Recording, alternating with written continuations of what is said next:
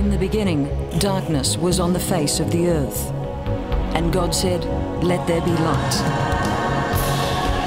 And God created creatures of every kind. But humanity has exploited his creation in the name of the almighty dollar.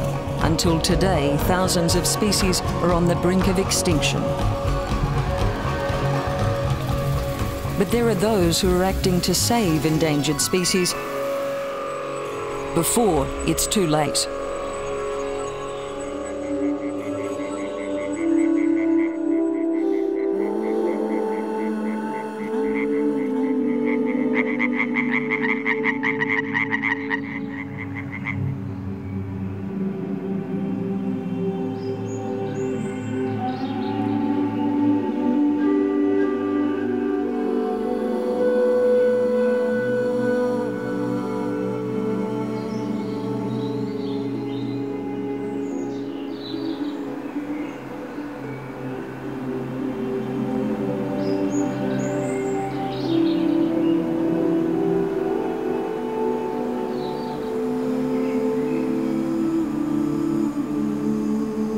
Since the dawn of time, this unique land of mystery and wilderness has shaped the lives and minds of all who live there.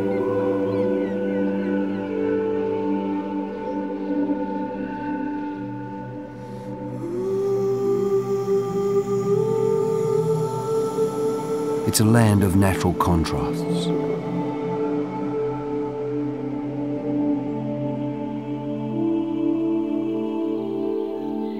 Where the short, frozen, icy days of winter are slowly thawed into a tapestry of rich greens.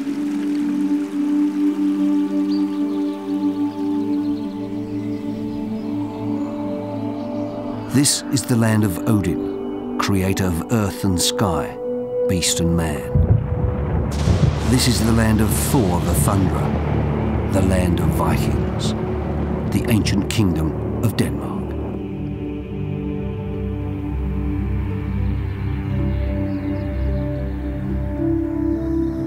For tens of thousands of years, rich ecosystems have provided everything to sustain human life.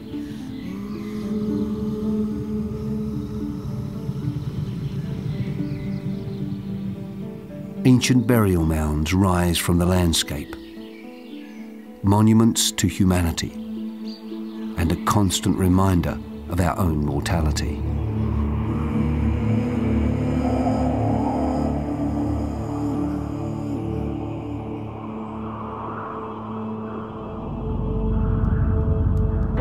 Legends of warriors and terrible giants were born from living and experiencing this wild terrain of ever-shifting mists, thick forests and winding waterways.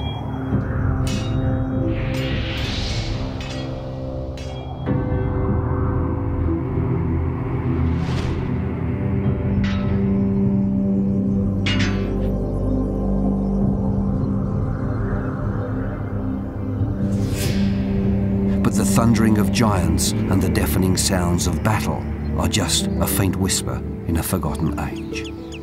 Or are they?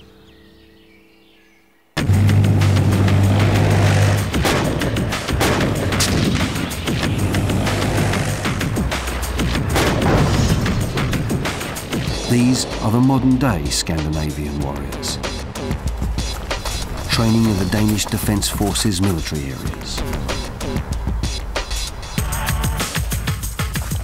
The axes and broadswords used by the Vikings of old are a far cry from the laser-guided weapons of today.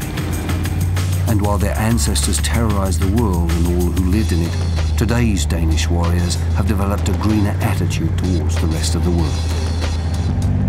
They have become wildlife warriors.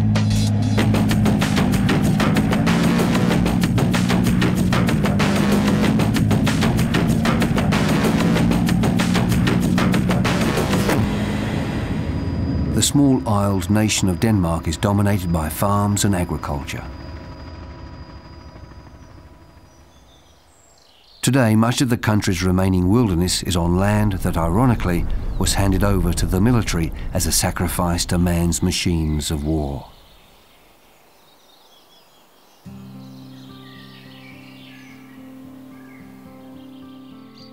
Set aside as military training grounds, these areas are now the only remaining habitat for many of Denmark's and perhaps Europe's most endangered flora and fauna.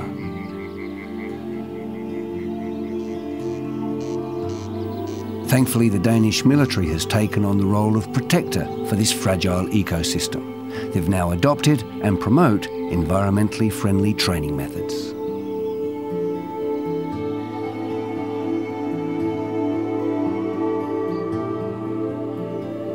It's a responsibility they take very seriously.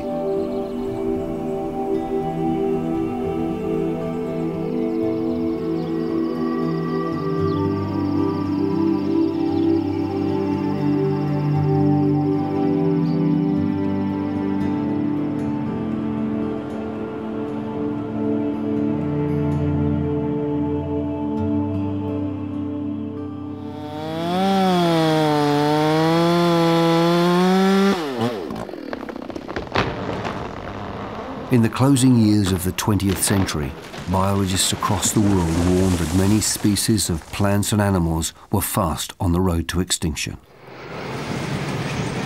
As always, man's disregard for the natural environment is the canvas of this desperate picture.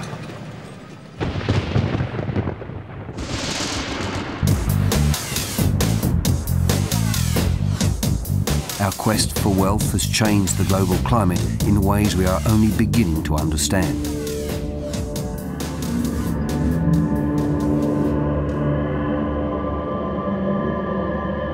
For the first time in history, the activities of one species is affecting every other on the planet.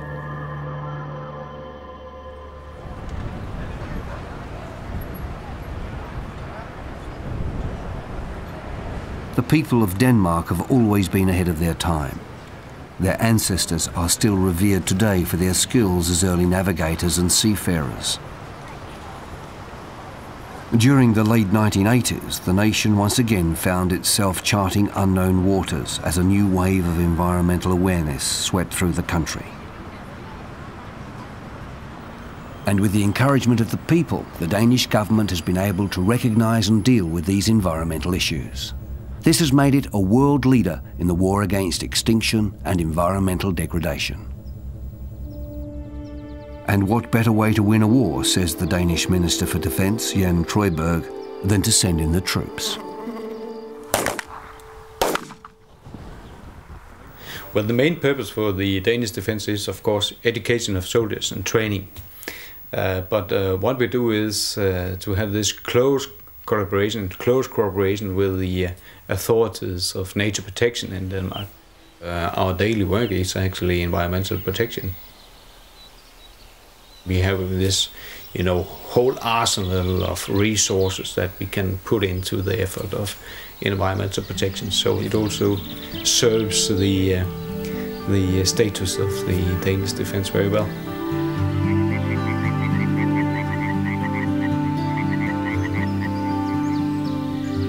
Since 1993, one of Denmark's most valued and experienced biologists, Erling Krabbe, has led a team creating environmental management plans for each of the military's training grounds. Based at the Ministry for Environment and Energy, Erling oversees an environmental strategy which has revolutionised Denmark's approach to military training. One of the first and most significant areas to have a management plan created for it was Boris Heath. This is one of the large areas. It's a unique place. Forest shooting terrain, probably the most interesting nature-wise of the military terrains. It's a fantastic area. It's 50 square miles of heathland. There's two large unregulated rivers running through, the Omme River and the Skjern River. This is the largest heathland in the country and was identified as a threatened habitat almost a century ago, according to Lieutenant Colonel Steen von Hedemann, who heads up the training area. That was maybe the last great heather area in Denmark, which was bought as a cooperation between the University of Copenhagen and the Ministry of War in 1903.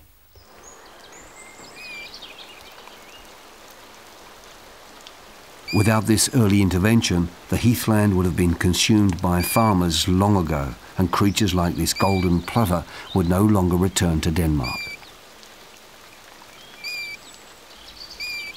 This single bird represents 1/6 of the population of golden plovers in Denmark. Presently, there are only 3 breeding pairs returning each year to raise their young.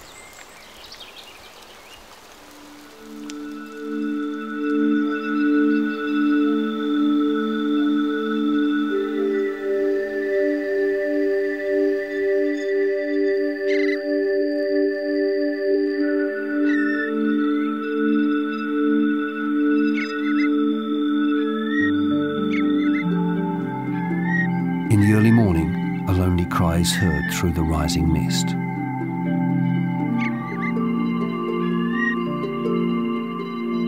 It is a curlew, and it is a busy time of year for this stately wader.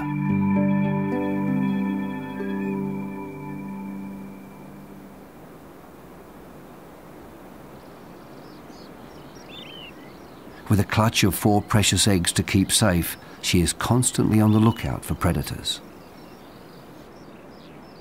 If she spots danger or feels threatened, she will try to draw attention away from her nest before it's discovered.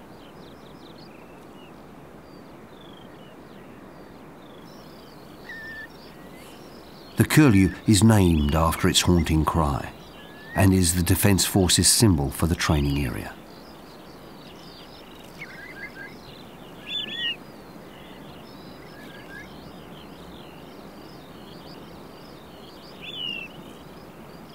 Small fires sparked by artillery shells help rejuvenate and renew many of the heathland plants, providing rare and invaluable habitats for breeding opportunities.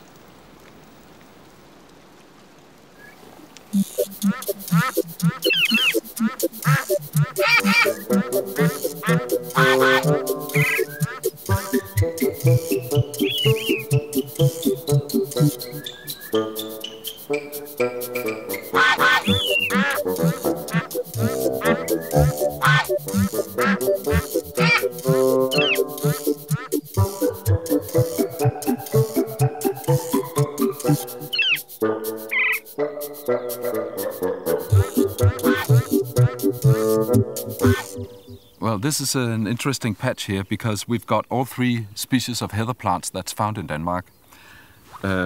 This one, the common heather plant, which covers almost all of the military shooting terrain here.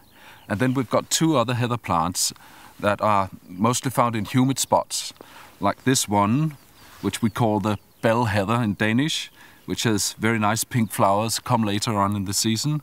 And then the early bloomer, the very rare, what we call rosemary heather.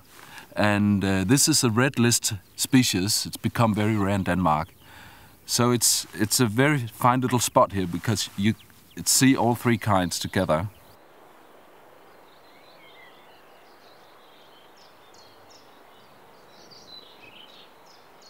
Boris Heath has been protected from cultivation for almost a century, but even this isolated patch of wilderness is not safe from the effects of human society.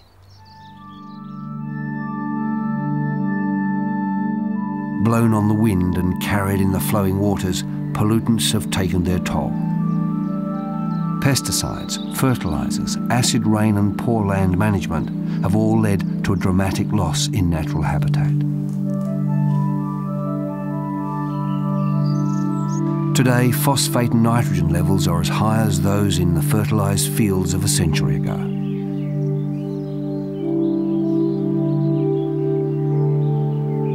These richer soils have changed the balance of vegetation, and now natural heather is being threatened as more aggressive species starve it of light.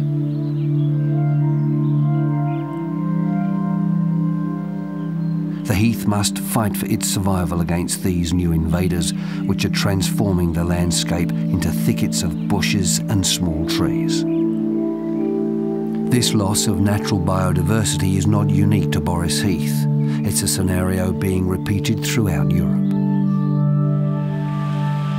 More and more fertilizers and pesticides are being used, forest clearings, cultivation of all possible areas to the edge of the wetlands, to the edge of the watercourses, to the edge of the coast.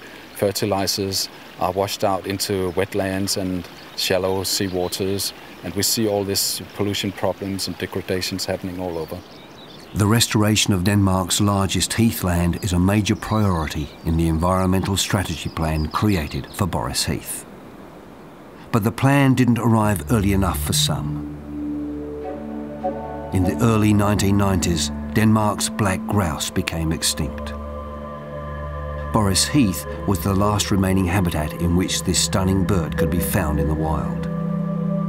There is much debate about the cause of its extinction, but what is known is that the abundance and diversity of small insects and invertebrates declined around the same time. These were a major food item for the fledgling black grouse.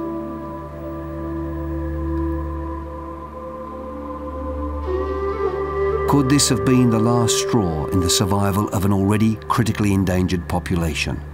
An example of how fragile our ecosystems are and how we need to protect them from the chemicals that we so casually flaunt.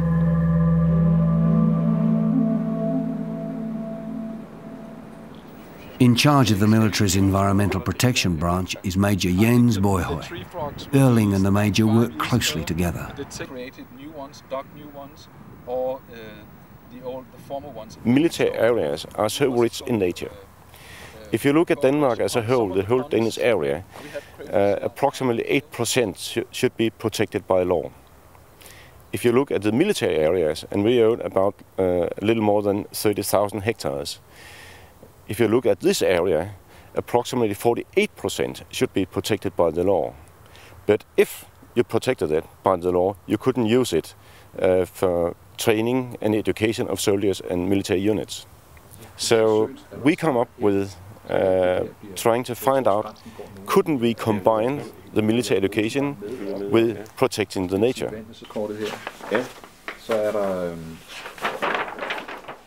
We have to take it seriously. It's a natural part of our work to care what you own. It's defense, just in the word defense. So yes, we defend our own terrain. Or we could say we defend the nature, we defend the environment in Denmark.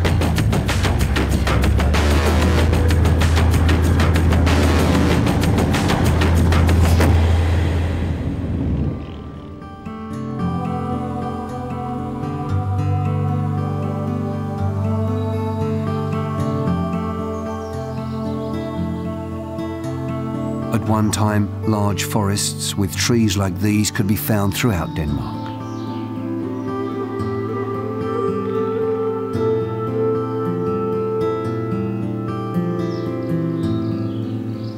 We're on the banks of the river Omme, and you see this old, wonderful oak tree here with crooked old trees. I'd say they're maybe 400 or 500 years old. But there's so little left of that in Denmark now. We've got small patches here and there of old natural forests. The rest of the forest in Denmark, which covers roughly about 12% of the area, is planted forest. Same size, same height. It's just totally monotonous forest. You don't get any light in the forest floor.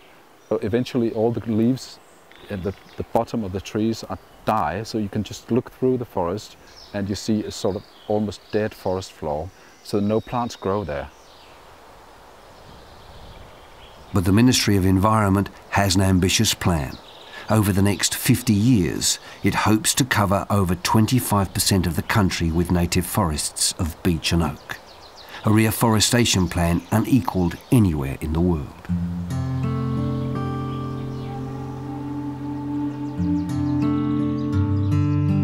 Here you've got the light coming through the oak trees, and you see this wonderful cover of all different kind of flowering plants here. That gives all this life to this forest, makes it much more rich. So we get all these songbirds, nuthatches, woodpeckers in the old trees. Trees are allowed just to fall and rotten away. You see woodpecker holes, old holes where the starlings breed in.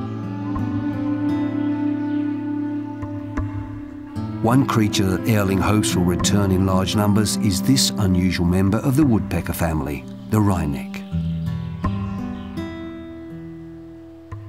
Strangely, the diet of this wryneck consists almost entirely of ants, and it spends hours each day on the ground stalking its tiny prey. This is perfect wryneck habitat here. Old oak forest with scattered trees quite open. It breeds here in nest boxes we put up. So let's go and have a look at this nest box to see if it's here this year. It was here last year, I know. See if there's any luck.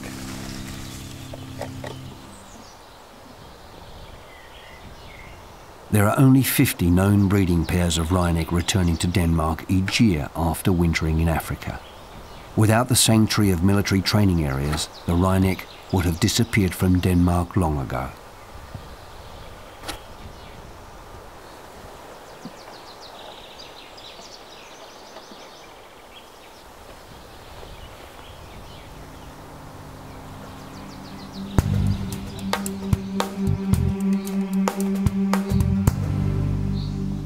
Inside the military barracks at Boris, another summer visitor is hard at work raising yet another feathered family.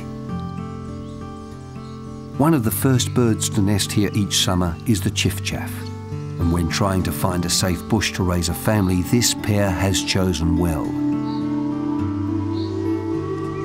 Their home is in what is probably one of the most secure bushes in the country, right outside the mess hall.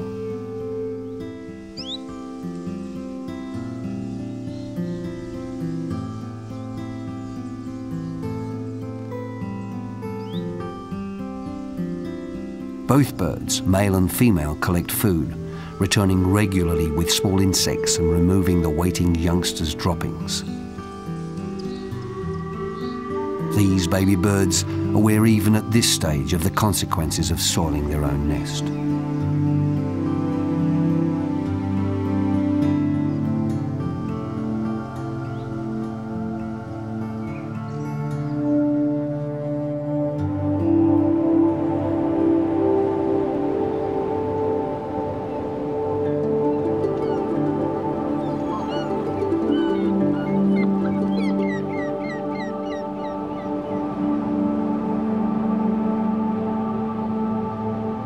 On the west coast of Jutland, Denmark's largest military training ground, Oksbøl looks over the restless North Sea.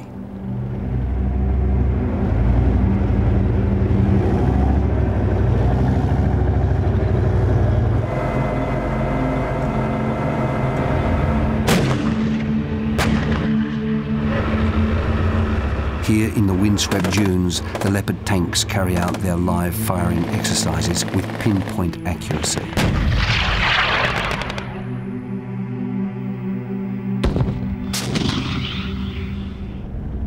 Oksbøl was established following World War I to train soldiers in the newly emerging weaponry of the 20th century.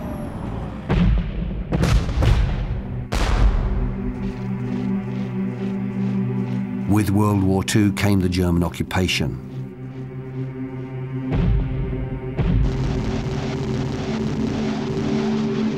The occupying forces fortified the camp and erected huge concrete bunkers along the coastline. In later years, the Danish Defence Force used these structures for target practice. But these days, they have become a popular tourist attraction for both Danes and Germans alike.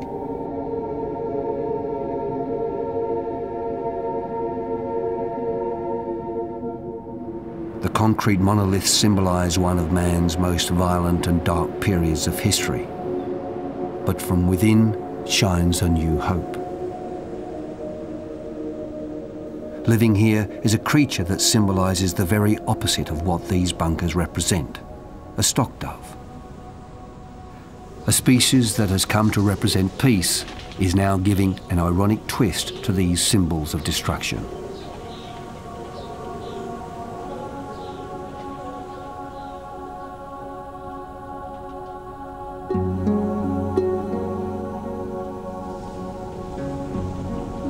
Usually this rare and red-listed bird species is found nesting in hollow trees and natural forests or in abandoned rabbit holes. But these doves have found the ventilation shafts of the old bunkers a perfect place to raise their young.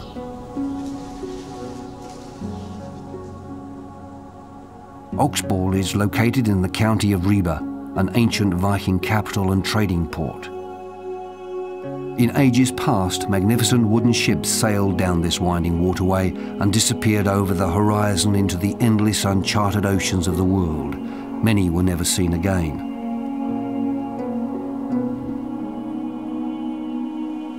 Today the story is being repeated as quite a different creature disappears from Denmark's shores. The white stork, thousands of pairs 50, 75 years ago. 5 years ago 3 pairs. Last year 1 pair. This year no breeding pairs. So what is wrong? Well, the wetlands and the meadows, which produces the right food for storks, have gone. The storks are going down. The white stork was making nests here during the Viking era, and it's from this bird that the legend of storks carrying newborn babies grew. But then the stork we can get back, because we know that south of Denmark we have good productive populations of white storks in northern Germany and in Balticum. So we'll get the stork back when we have the right conditions for it.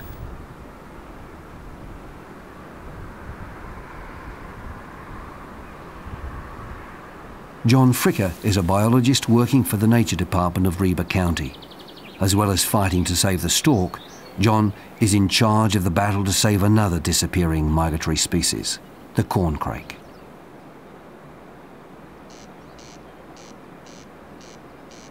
The primary causes of this decline or this extinction of the corncrake from the Danish agricultural landscape is the grasslands have been turned into areas where you grow very nutritious grass, which you can feed animals with. For this production, you need to fertilize the meadows to a very high degree or heavily. And no corncrake can live with that because they are simply driven away by this intensive way of managing the grassland.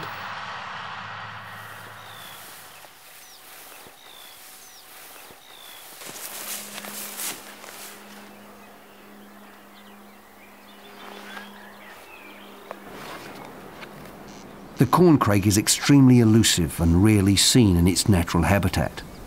The decline of inconspicuous species like these often goes unnoticed until it's too late. You need to have regulations, and you need to have projects which could balance this usage of the open landscape. Otherwise, nature would fall to pieces in many parts of the landscape. The diversity would go down, and people are feeling for nature. People really want to have a landscape where they can see the lapwing and the godwit and the ruff and the yellow wagtail, and maybe hear the corncrake.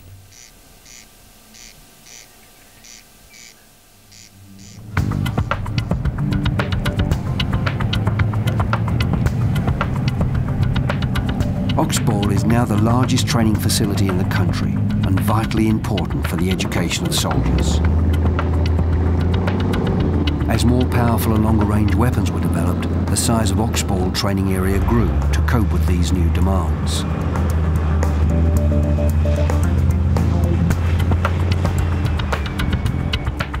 But nearby, sheltered in the safety of the dunes, another creature fends off an attack on its very existence.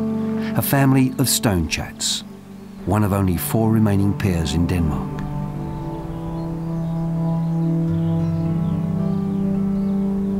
The male, perched on the top of a small bush, keeps watch over his boisterous young family.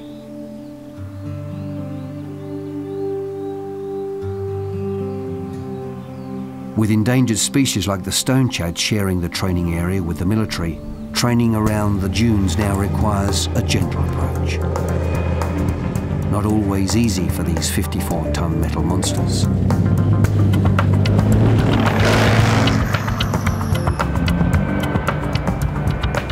A system of categories rating the vulnerability and conservation importance of habitat within the training areas was developed so that soldiers and units on the ground can now easily identify fragile areas simply by reading a map. Every unit has these maps, and the idea is that in fact every soldier training out here has this map in his pocket, in his vehicle, or wherever he may have it. The one side marks the borders of the training area, and it tells him which areas are category 1, which are 2, which are 3, and so on. And then we have also the explanation of what are you allowed to do in a category 1 area and what are you not allowed to do. Category 1, you're only allowed to move by foot in there and along existing roads and existing tracks. In the category 2, you have to make your main movements during existing facilities, but you are allowed to move single vehicles and so on away from the road or the tracks, and that way you can keep a little more realistic training out there. And in category 3, we have no restrictions. You are allowed to do whatever the unit commander decides is the best to do in this situation. It makes it harder to run the training process. But the major thing is, of course, that we have a training area that can fulfill the demands that we have. And we can manage that only by taking care of it. If we don't do that, we will have desert-like conditions. This is what we had in the beginning of the 70s, and this is what we had in the end of the 90s. And I think everybody can understand that this is looking much better than the other one, and also providing better training facilities. Keeping local communities informed about what is happening within the training areas is a major priority all over Denmark.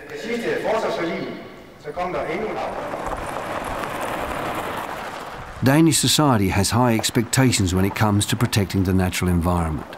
Most of the military facilities are open to the public whenever possible, and there are regular meetings with the local communities to keep them informed.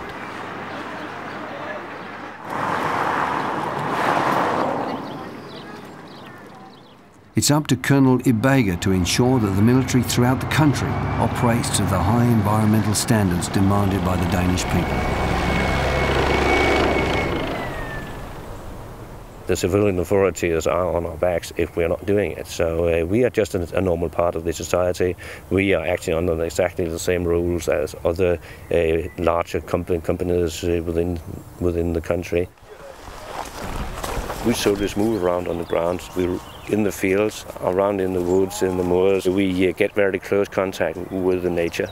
We feel the conditions which the nature provides us with for our survival, and we feel the burning sun and the pouring rain and the bitterly cold winds, and thereby we go in there together with the nature and live under the conditions with which the wildlife live under. Of course, it's not difficult to identify yourself with that. Of course, get a positive attitude to it.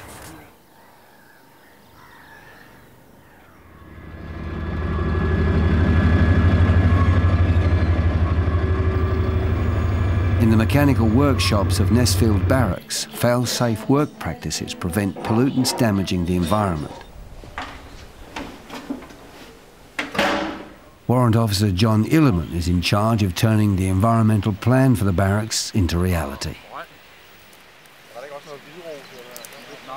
This is the Royal Hussars workshop, where we normally maintain the tanks, and all that garbage we produce here had to be recycled, which means, for example, if we got paper cloth and other cloths with oil at, we have to recycle them. We put them in separate bins, and this is ordinary garbage which just has to be burned.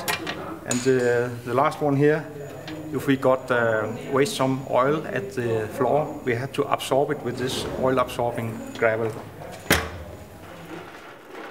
Every precaution is taken when dealing with potentially polluting wastes like engine oil.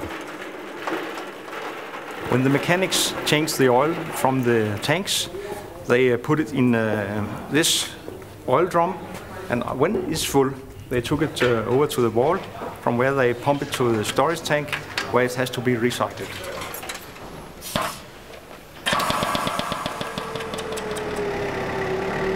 Regularly throughout the day, the waste is collected and taken to the recycling depot, where it's then sorted and dealt with.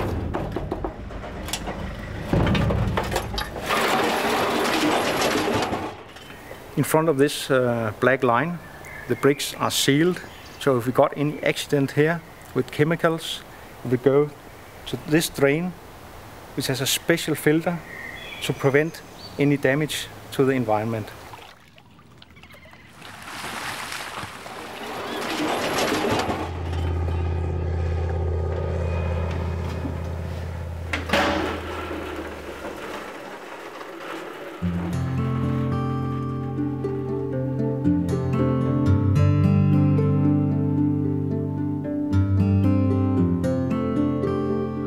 Not far from Næstved, in the west of Zealand, is Entvorskov, an area where the military is restoring the wetlands.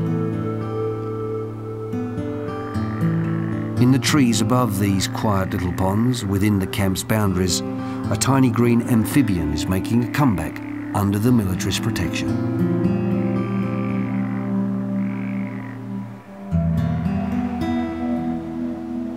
The European tree frog has vanished from more than 90% of its former range and is listed on the IUCN's Red List of the world's most endangered species.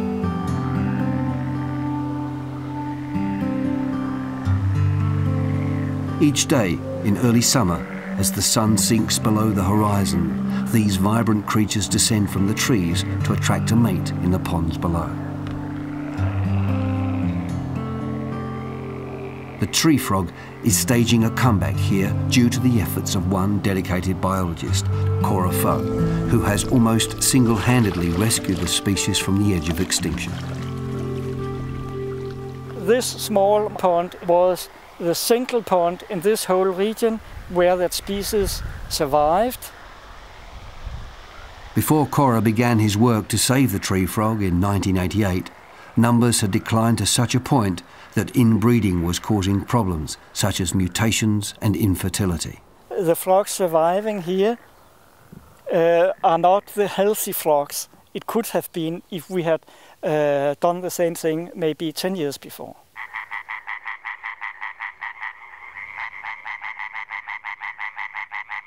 Luckily, another small population of tree frogs survived about 20 kilometres away, and it was possible to strengthen an already weakened gene pool.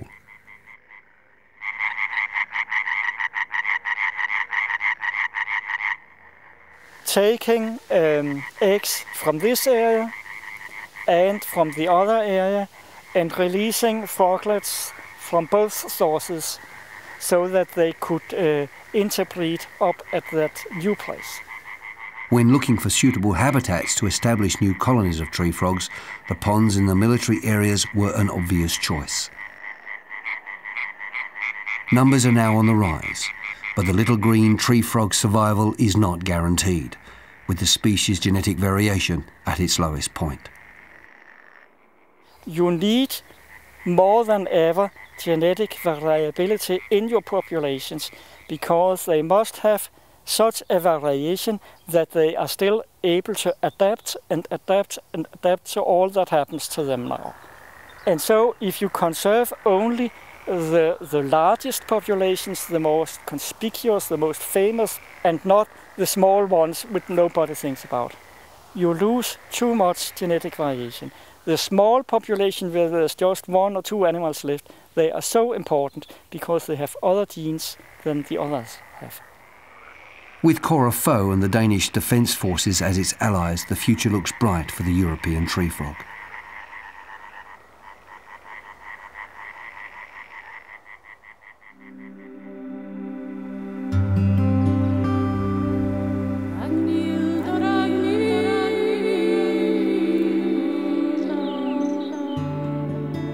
Much of Denmark's landscape was shaped in the last ice age by huge glaciers as they moved across the terrain.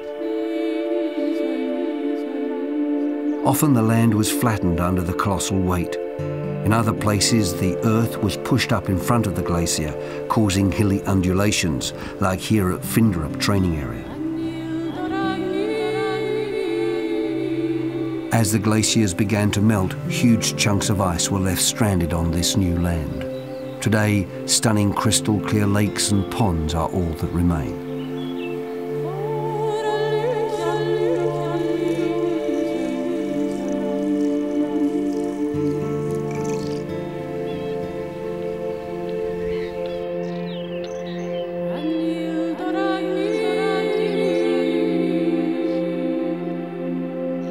In one of these ponds grows an amazing natural phenomenon that has become one of the world's most endangered microcosms, a living heath bog, or quaking bog.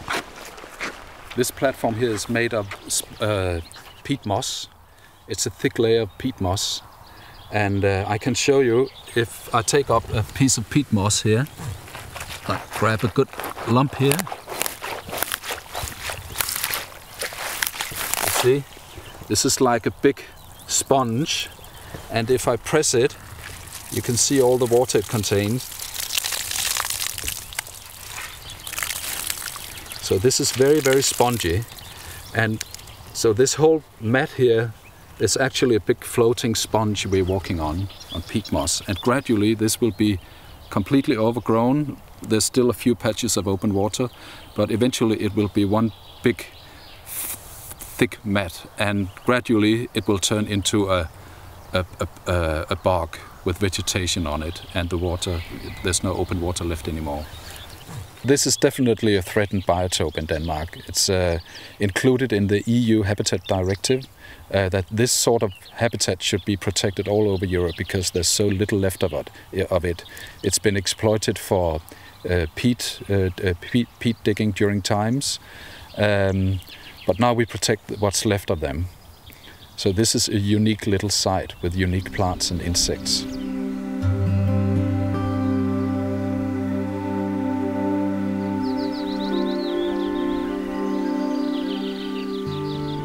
You have to be careful when you walk out here. But on top of the moss layer here, the carpet, there's growing quite a number of rare plants, like cranberries all around us, the little pink flower and the large berry. In this environment, with no contact with the soil, plants have had to develop some novel ways to obtain nutrients. The sundew is one of these. The insect-eating plant growing on this peat moss here. In Danish we call it solduk, which means sundew. Due to the little glands it has on its leaves, where it excretes some sticky liquid that the insects get stuck in that. And you can actually see on these leaves here that several places there are insects sitting. They're being caught by this fluid, sticky fluid on top of the leaves. That's the way it catches the insects. Then it has some enzymes in the sticky liquid that break down the insects, and it gets into the plant as a nutrient.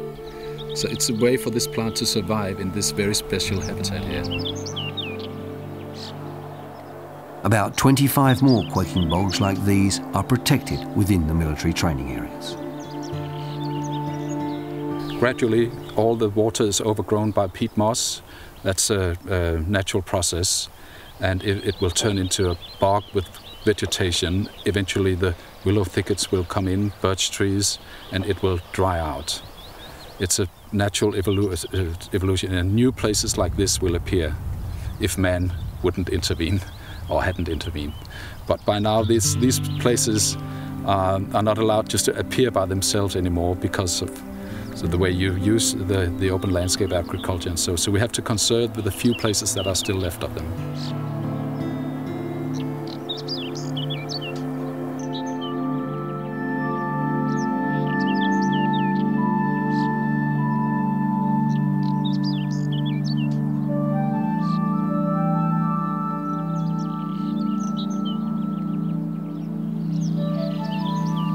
Not all lakes and ponds in Denmark were formed by glacier activity. This is the former Lake Ross, which once dominated Finderup. Up till 1869, it was a big lake, about 80 hectares or so. Over the last century, 3 attempts have been made to drain Lake Ross and reclaim the land for agriculture, but all have failed due to underground springs that feed the lake. The area is now invaded by willow trees and has turned into a bog, vegetated bog, but it's still a big swamp with water under it. One of the most ambitious things in the new management plan for this training area here, Finderup training area, is to recreate the former Lake Ross. And we would do that by making a wall at the watercourse at the north tip and raising the water level back to its original state to get a wonderful big lake. The area has great biological importance due to the abundance and variety of rare plants that grow here. The restoration undertaken by the military will provide even more protection for this patch of natural beauty.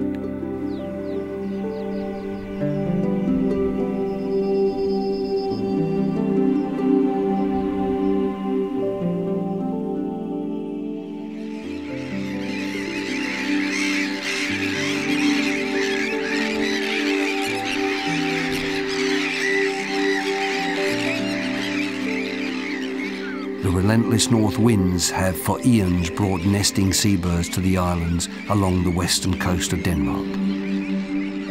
Many birds travel from Africa, China, and even as far away as Antarctica to nest on these shores.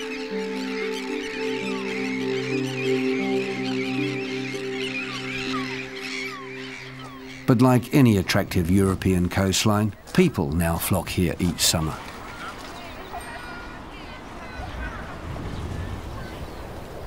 The birds which once nested on these beaches have had to find new places to form their colonies.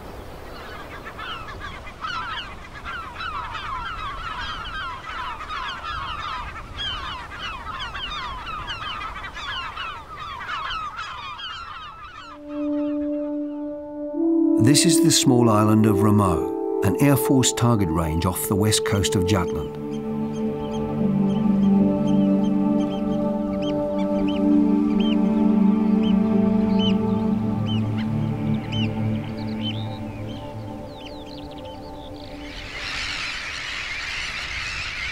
It is also home to probably the largest and most diverse group of breeding seabirds in Denmark.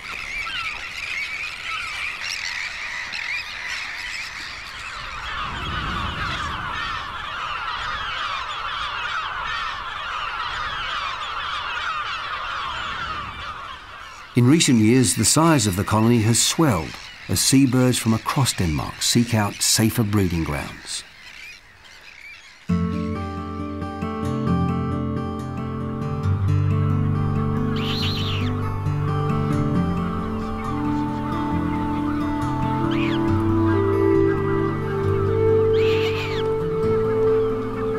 Blasted continuously by the harsh north winds, these tiny chicks huddle under any shelter they can find, whilst adults search relentlessly for food.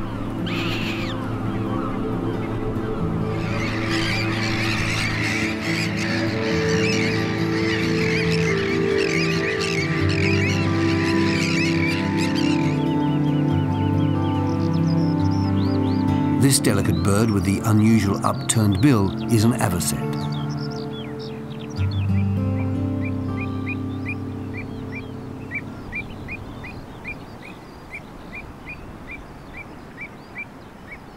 Shaping up to each other, these two males show off to any female that might be watching.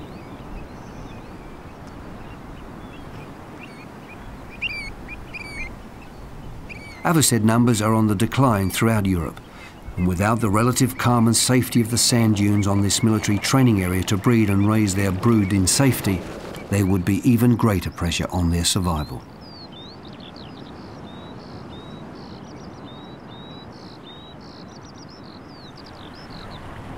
The bustling colonies of seabirds are not the only creatures to take advantage of this island sanctuary. Harbour seals also raise their young here. But life in the North Sea is never easy, even with the Air Force on side. Here the laws of nature are a cruel reality, and only the strongest will live to leave the island and pass their genes on to future generations.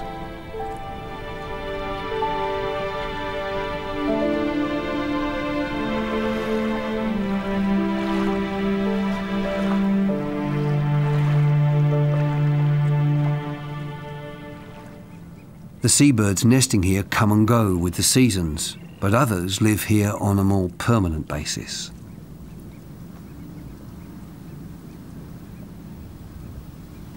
Where some species survive in the natural habitat, others are given a helping hand. Perched high in a purpose-built nest box, secured in one of the many lookout towers, a pair of kestrels are kept busy feeding a nest of hungry mouths.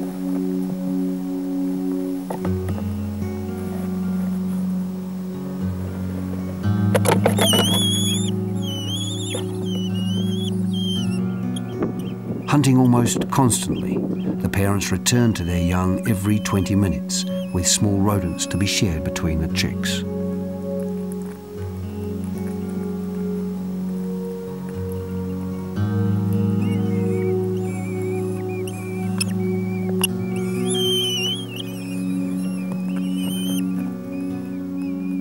As a mature bird, this young kestrel will fly and hunt in the skies of a country where it can be certain that its survival is a priority.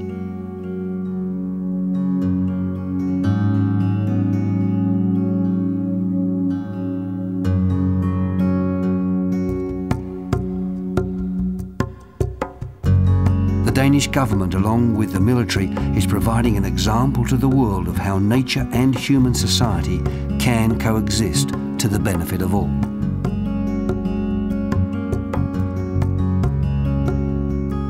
By looking inward and dealing with their own ecological problem, Denmark should be an inspiration to every nation of the world. Denmark is only a small country, and we have a very small army, and thereby it's very, very important to understand that we cannot save the world.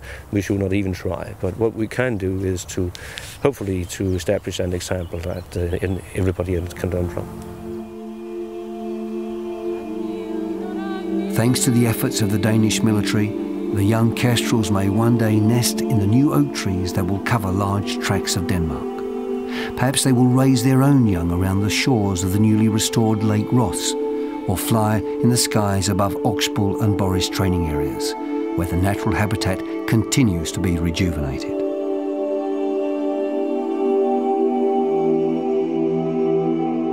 The people of Denmark, its military and its government have proven that it's possible to right the wrongs of past generations, and that the natural environment can be restored for the future of all creatures on the planet before it's too late.